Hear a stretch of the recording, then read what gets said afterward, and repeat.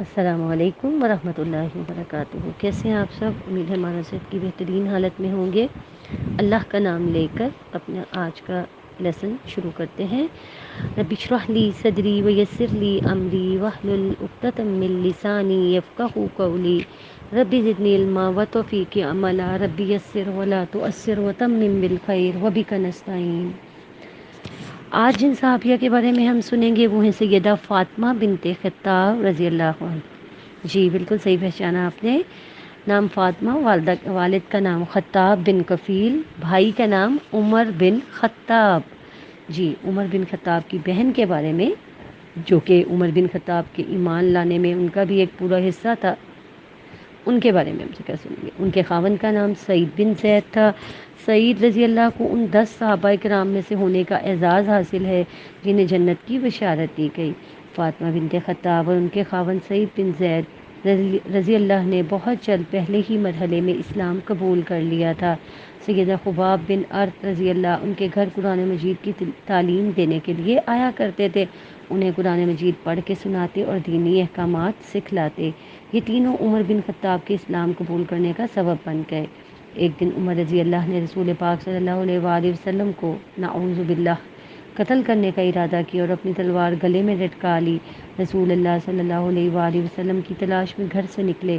راستے میں ان کی ملاقات نعیم بن عبداللہ سے ہوئی۔ نعیم نے عمر سے پوچھا کہاں کے ارادے ہیں؟ عمر نے کہا محمد صلی اللہ علیہ وآلہ وسلم کو قتل کرنے جا رہا ہوں جس نے قریش کے درمیان پھوٹ ڈال رکھی ہے۔ نعیم نے کہا پہلے اپنے گھر کی خبر تو لو۔ عمر نے کہا کیوں، میرے گھر والوں کو کیا ہوا ہے؟ نعیم بن عبداللہ نے بتایا کہ تیری ہمشیرہ فاطمہ اور اس کا خاوند دونوں مسلمان ہو گئے ہیں، دونوں نے دین محمد صلی اللہ علیہ وآلہ وسلم کی پیروی اختیار کر لی ہے، پہلے تم پر لازم ہے کہ ان دونوں کی خبر لو۔ عمر نے یہ خبر سنتے ہی اپنا رخ بدلا اور دوڑتا ہوا اپنی ہمشیرہ فاطمہ اور اس کے خاوند سعید کے گھر پہنچا۔ وہاں سیدنا خباب رضی اللہ سعید اور فاطمہ رضی اللہ کو سورۃ طٰہٰ پڑھ کر سنا رہے تھے۔ عمر خاموشی سے دروازے کے ساتھ کان لگا کر کھڑے ہو گئے۔ انہوں نے بنبناہٹ سی سنی لیکن سمجھ کچھ بھی نہ آیا۔ جب عمر نے دروازے پر دستک دی تو سیدنا خباب رضی اللہ کو خطرہ محسوس کرتے ہوئے گھر کے ایک کونے میں چھپ گئے۔ پھر دروازہ کھولا گیا۔ عمر بن خطاب گھر کے اندر آئے اور گرجدار آواز میں کہا کہ میں یہ بنبناہٹ سے کیا سن رہا تھا؟ دونوں نے بیک زبان ہو کر کہا کچھ نہیں، بس یوں ہی آپ کو کوئی شک پڑا ہے۔ عمر رضی اللہ سعید کی طرف لپکے اور ان کو اٹھا کر زمین پہ دے مارا، ان کی چھاتی پہ بیٹھ کے پٹائی شروع کر دی۔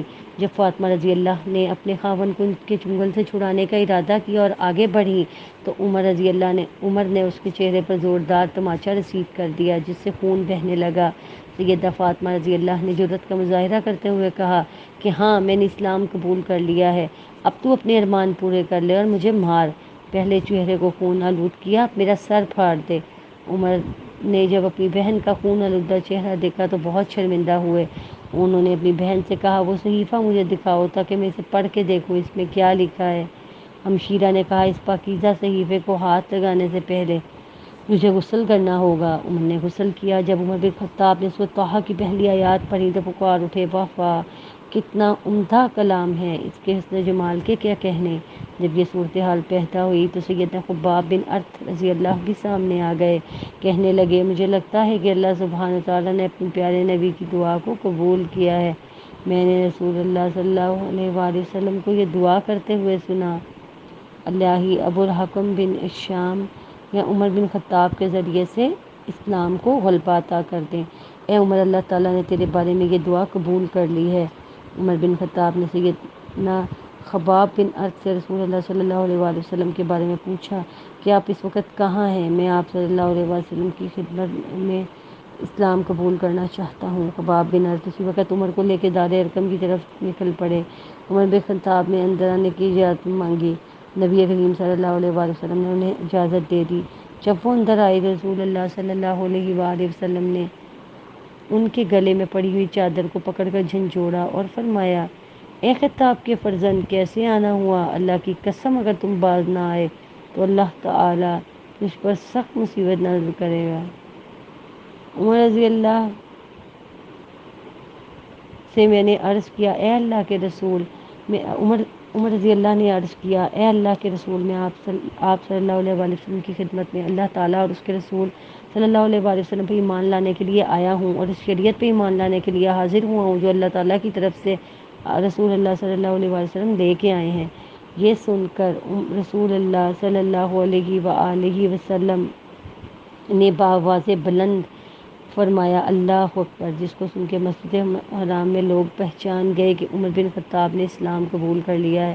اسلام قبول کرنے کے بعد سیدنا عمر بن خطاب نے نبی کریم صلی اللہ علیہ وآلہ وسلم سے سوال کیا، اے اللہ کے رسول، کیا ہم حق پہ نہیں ہیں؟ رسول اللہ صلی اللہ علیہ وآلہ وسلم نے فرمایا، مجھے قسم ہے ذات کی جس کے ہاتھ میں میری جان ہے، تم حق پر ہو۔ عمر بن خطاب نے کہا، اگر ہم حق پہ ہیں تو چھپنے کی کیا ضرورت ہے؟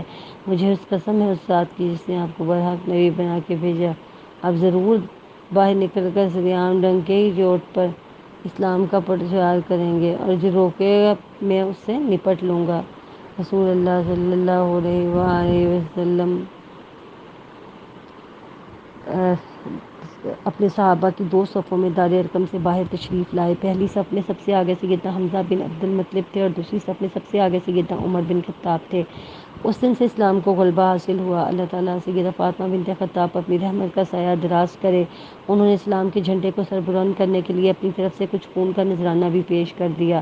وہ دنیائے فانی سے کوچ کر کے جنت الفردوس میں مقیم ہوئیں۔